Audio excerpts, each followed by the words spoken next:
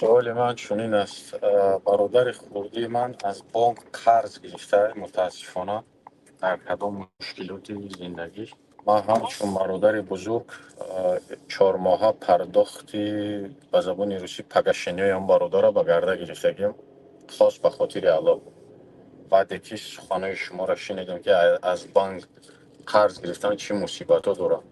مقصد ما برادر خود در همه جا شریکی بگیم که با قول روسی پراتسین گرفتن یا مو ریبا گرفتن یا مو ما داخل میشم. یعنی این سوال اول بود. اما مسئله برادرتان که از بانک قرض گرفته است، برادرای عزیز و خواهران عزیز، شما نگاه کنید، من اخبارهای بینید یا گرد و اطرافتان آدم هایی که از بانک قرض گرفتند، آخرش خانه هاشون دادن، هر چیزی که داشتن وی هم دادن، یا بعضش مثلا خودکشی کرده است.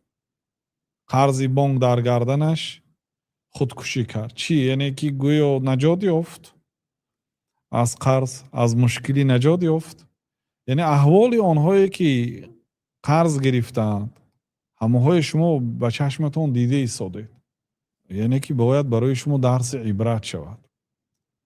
آخر همین من مثال بعضی آدم ها شکایتاشون هست از بانک قرض گرفتگی، بعد همین هر ماه همونا مهنت میکنن، صاف میکنن، مهنت میکنن، میدیهن، مهنت میکنن، میدیهن، با چند بار ندادین با وی پین زدگی هست، پراتسین زدگی هست، الهیده وی دادگیان.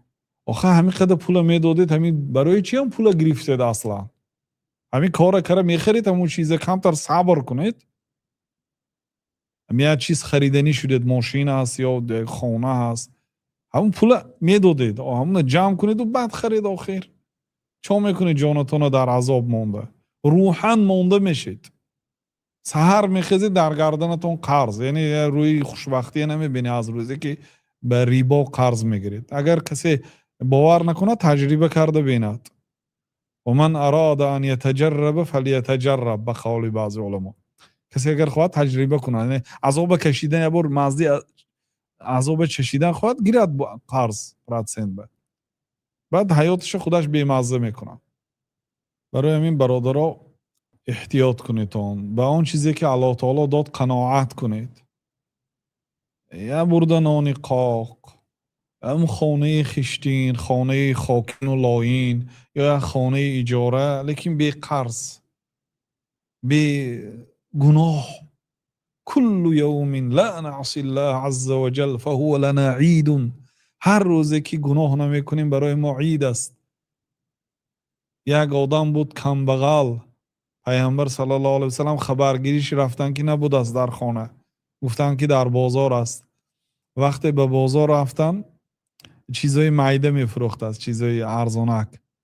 بعد از قفاش آمدن و پیامبر صلی الله علیه وسلم با همراه شوخی کرده، من یشتری العبد، من یشتری العبد، کی غلام میخرد، کی غلام میخرد. گفتن اون زمانه غلامباری بود، در بازار آدم غلام میفروختن. و غضب کرد که کی من غلام گفته ایسا از من حال آدم آزاد. و نگاه میکند که ناگاه رسول الله صلی الله علیه وسلم، اذن تجدونی کاسدا یا رسول الله، این خیلی باشد مرا سودای کساد میابید یا رسول الله. من یک غلام میشوم که در این صورت من هیچ کس نمیخرد، اگر خردم به پولی کم میخرد، من سودای کساد هستم، من شخصی قدر و قیمت ندارم. پیامبر صلی الله علیه وسلم گفت ولکنک عند الله غال، لیکن تو در نزد الله تعالی قیمت هستی. کم بغل هست در نزد الله تعالی قدر دارد مادامی که گناه ندارد.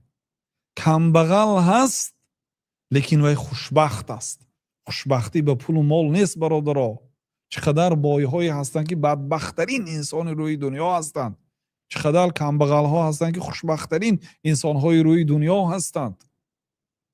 بنابراین به آن چیزی که الله تعالی برایتان داد قناعت کنید، به پراتسنت پول نگیرید، هر چیزی که دارید به همون قناعت کنید. باور کنید در دنیا با لذت زندگی میکنید، با راحت زندگی میکنید. آدمی که خوشبخت است در بالای سنگ خوابش میبرد.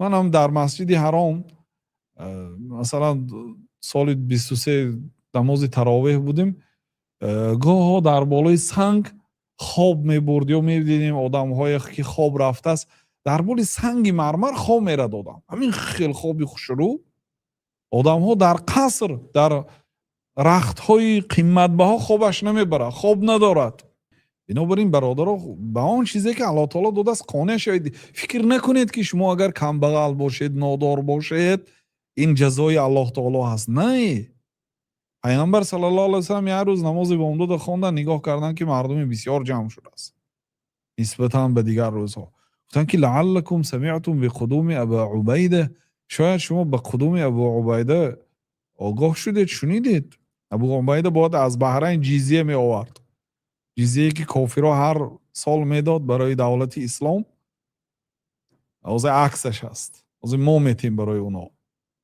از خاری و ذلت ما نسال الله سلامت و عافیت وقتی آمدنش که شد نماز بامداد آدم بسیار شد است چون که پیامبر صلی الله علیه و سلم به مردم تقسیم میکردن یعنی حق مردم است حق پیامبر نیست صلی الله علیه و سلم بعد گفتن که شاید شما از آمدن قدوم ابو عبیده آگاه شدید شنیدید گفتن که بله یا رسول الله اونا دروغه نیم و خالصا لله آمدیم و برای خدا آمدیم برای نماز آمدیم نه بله یا رسول شنیدیم راستش گفتن واقعا اونها پاکترین مردم قلباشون پاکترین آدم ها بودن صحابگان کرام و جناب رسول الله صلی الله علیه و سلم گفتن که والله ما الفقر اخشى علیکم من بعد وفاتم به کمبغلی نمیترسم گفتن مثلا بسیار پدرها برای فرزندش فکر میکند که این فرزندم خانه ندارد همین فرزندم خانه دار نکردم ده یا اینکه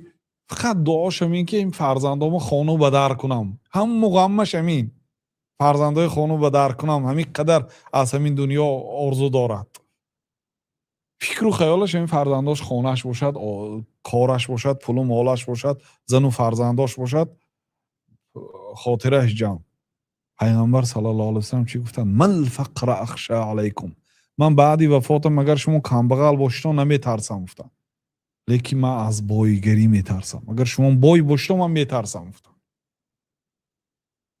بنابراین یعنی پدری حقیقی میترسد برای فرزندانش از پولدار بودن آنها تا اینکه پول مال آنها رو ویران نکند خیلی که پیشین مردم رو ویران کرد آدمی کمبغل همیشه ذکرش در وقتش همیشه تهجدش در جاش کسی اگر از پولدار شده باشد زمانی کمبغلش یک بار فکر کند همین نه شوروی تمام شدگی بود کم کم بیزنسمنای موفق اخیتای بار مزدگی شدن تا بار اخیتای آمدن تهجد ترک نمی کردن که بارامو بیاد ولی باوریشان نیست که مال مسلمان در پیش بزرگوار همه وقت مال قبده میگشتن اون وقتا یعنی پول یک جای بیگانه داده با وگان با بار کرده خودشان سمالات که آمده اینجا پایده نشستن در خوجند بسیار مشکل بود برایشان هر شب تهجد میخوانن که بارامو صحت سلامت بیاد گفته انا وقتی که پول و مال بسیار شد شرایط ها وسیع شد دیگه